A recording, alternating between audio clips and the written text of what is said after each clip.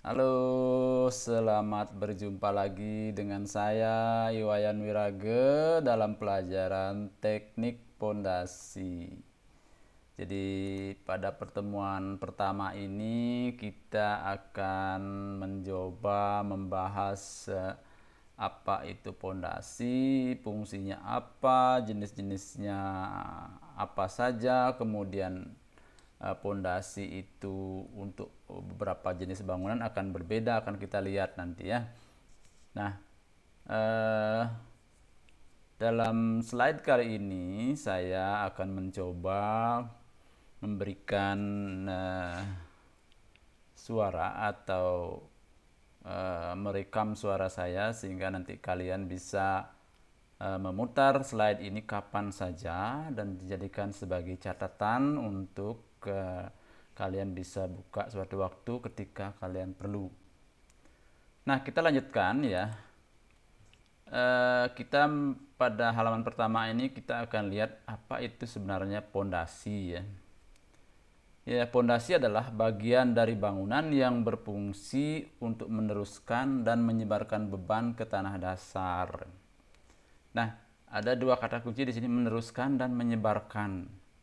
Nah, beban-beban yang berasal dari bangunan akan diteruskan ke pondasi, melalui pondasi ke tanah dasar, kemudian disebarkan. Kenapa disebarkan?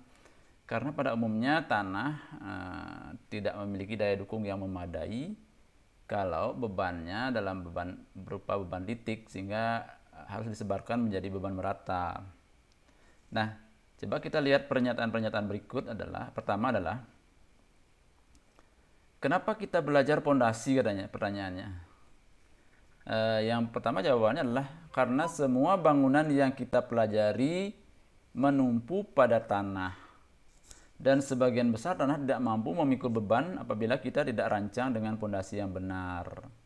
Maksudnya kalau bebannya langsung dari kolom, misalnya kalau bangunan lantai 2 tidak ada bagian telapak yang dilebarkan di bawahnya, barangkali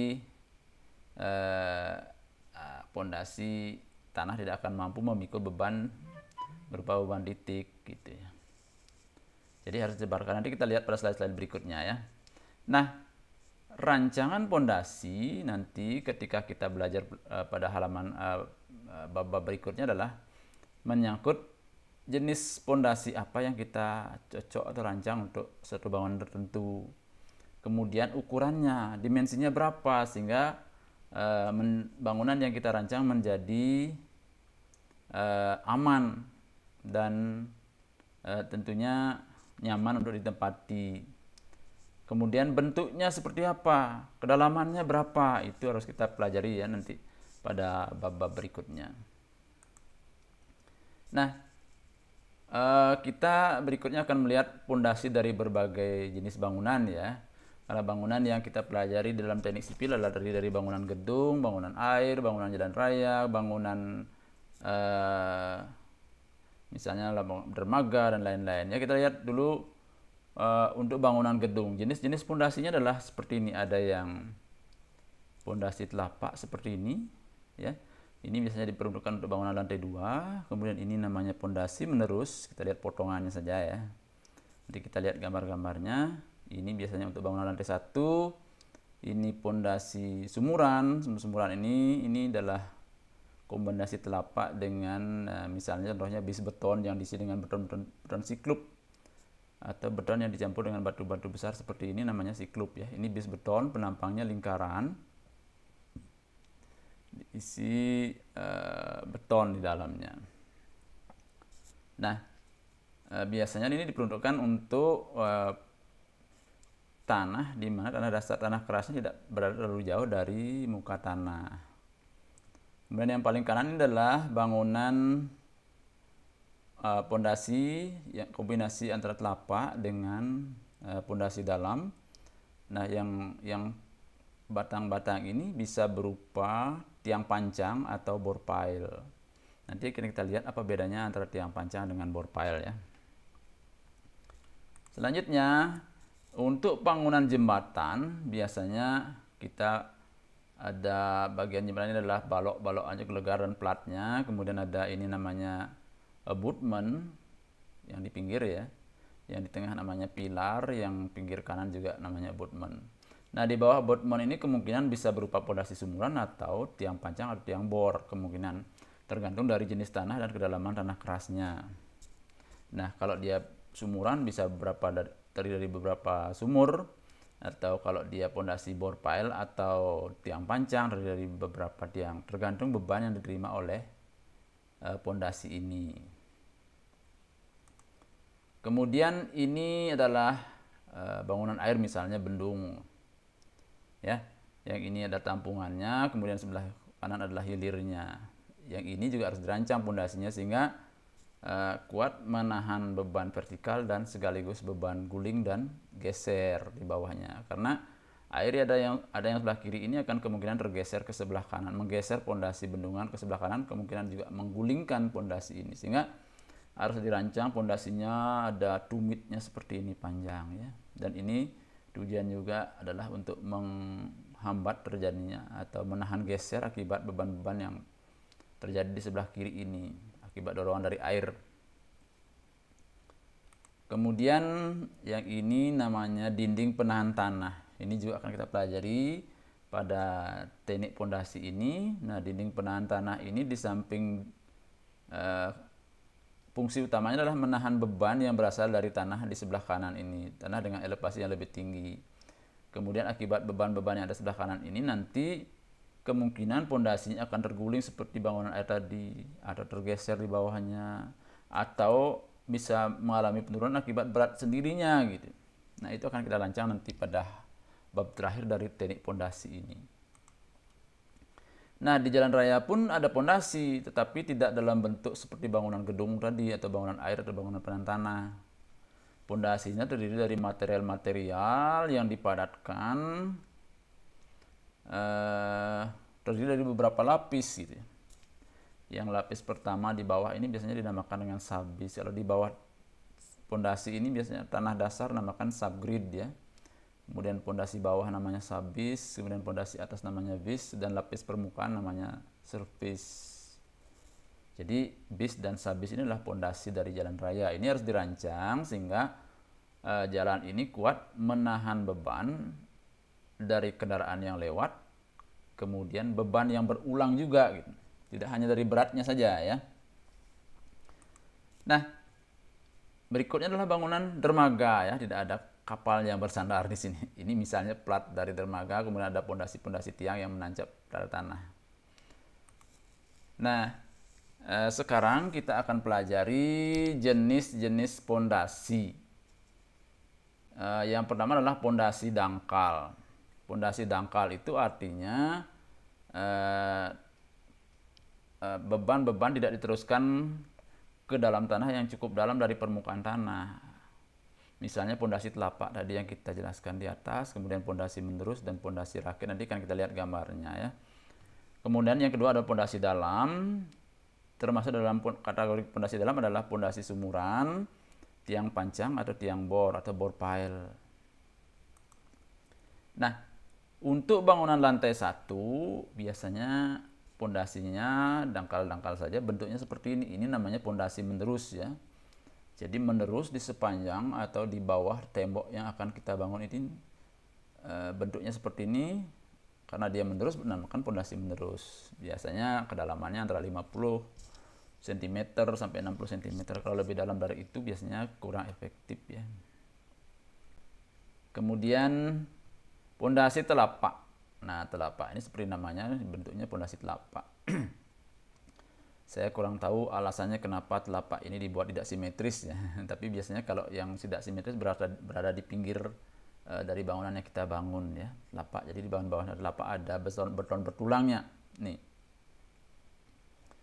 Kemudian pondasi rakit. Jadi pondasi rakit adalah gabungan dari beberapa pondasi telapak yang digabung menjadi satu sehingga membentuk rakit, dia. Seperti rakit di sungai itu, ya. Ya. Itu pondasi rakit, pondasi telapak menerus, pondasi tapak dan pondasi rakit termasuk di kategori pondasi dangkal. Nah, kemudian yang termasuk kategori pondasi dalam adalah terdiri dari pondasi sumuran.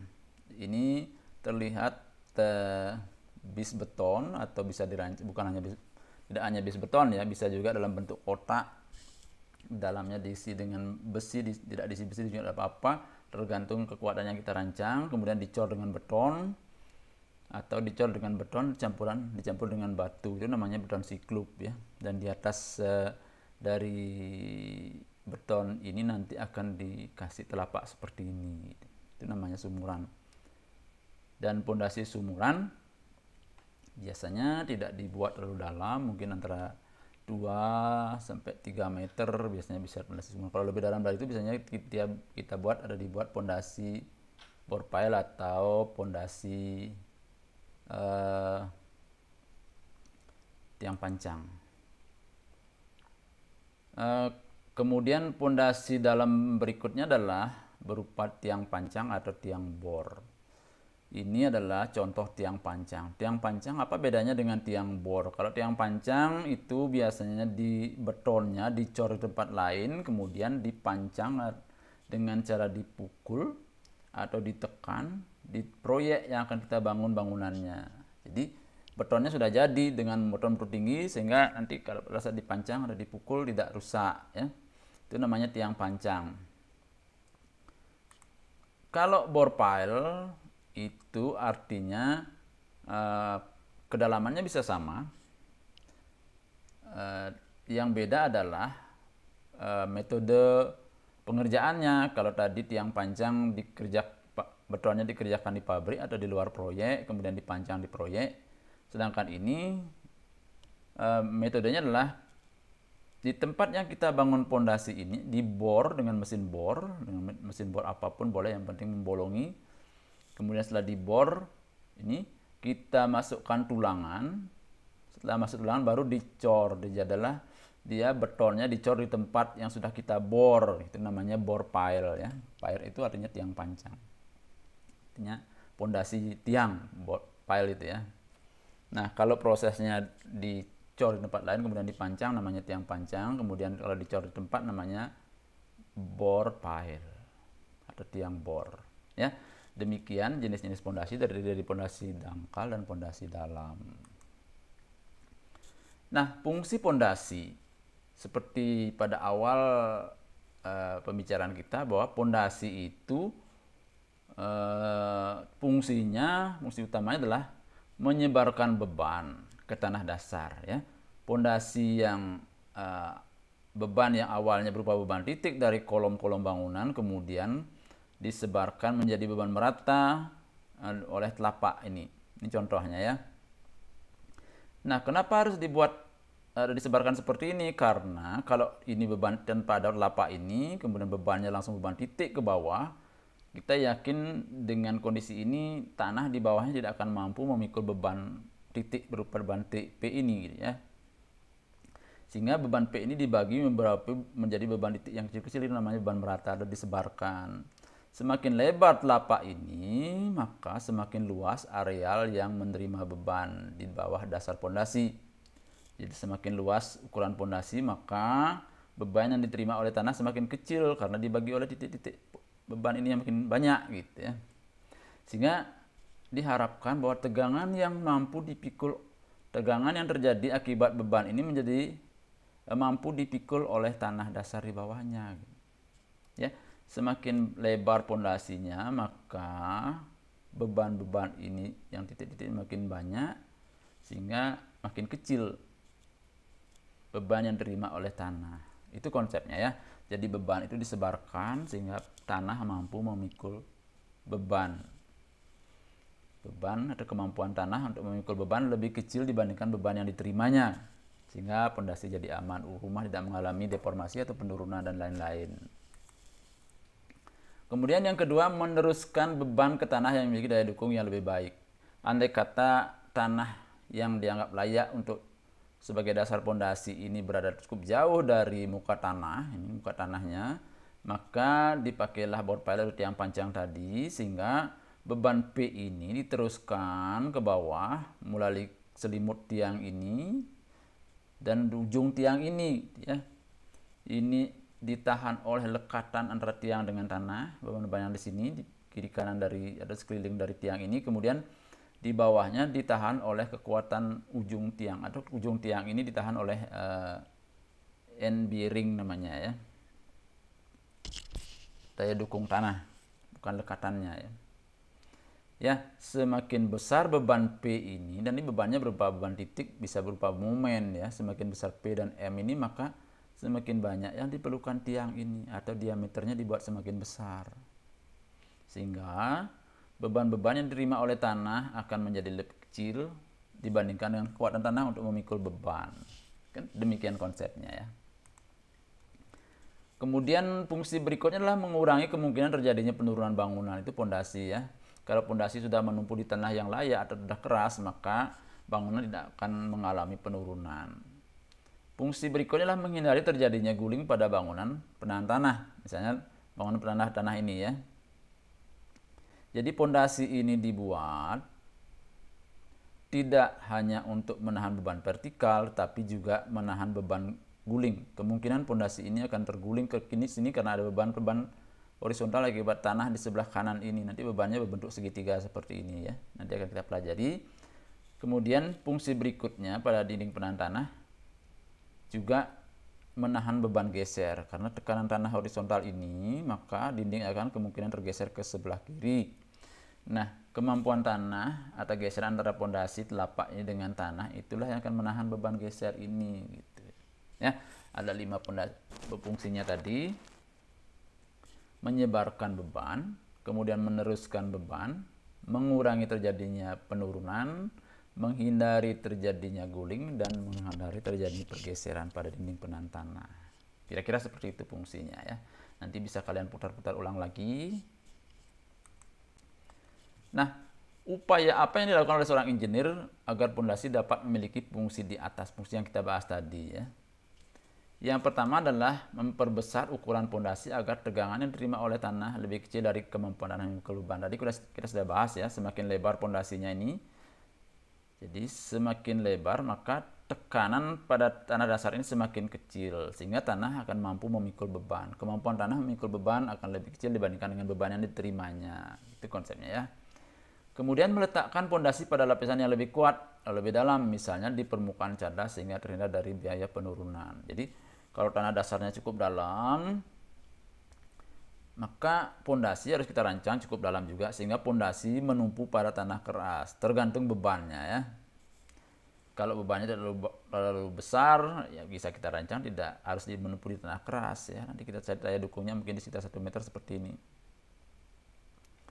Kemudian yang berikutnya adalah engineer harus mendesain proporsi bangunan tanah agar beban guling lebih kecil dari beban penahan tanah. Di dinding penahan tanah ada di ceritanya ya. Empat adalah memperluas ukuran pondasi agar tegangan geser yang ditimbulkan oleh beban horizontal lebih kecil dari tegangan geser yang mampu dipikul oleh tanah dasar. Jadi ini semakin lebar dibikinnya.